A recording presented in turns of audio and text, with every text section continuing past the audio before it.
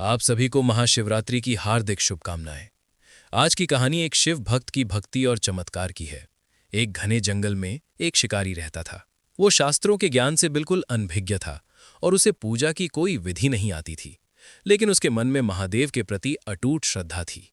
जंगल के बीचों बीच एक पुराना शिवलिंग था, जहां वो शिकारी रोज जाता था। उसकी पूजा का तरीका बहुत अनोखा था।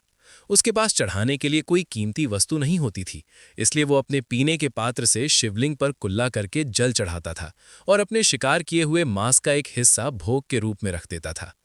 वो महादेव से बिल्कुल वैसे ही बातें करता था जैसे कोई अपने मित्र से करता है।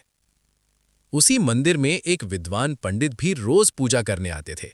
जब पंडित जी ने देखा कि कोई शिवलिंग पर अशुद्ध जल और मांस चढ़ा रहा है, तो वे क्रोधित हो गए। उन्होंने सोचा, कौन पापी महादेव का अपमान कर रहा है। एक दिन सत्य जानने के लिए महादेव ने एक लीला रची। जब पंडित जी मंदिर में थे तो अचानक शिवलिंग की एक आंख से खून बहने लगा। पंडित जी घबरा गए। उन्होंने मंत्र पढ़े, लेप लगाया, लेकिन रक्त नहीं रुका। तभी वो शिकारी वहां पहुंचा। अपने प्रभु की आंख से खून बहता देख वो व्याकुल हो उठा। उसने जड़ी बूटियां लगाईं पर कोई लाभ नहीं हुआ। अंत में उसने बिना सोचे अपनी एक आंख निकालकर शिवलिंग पर चिपका दी।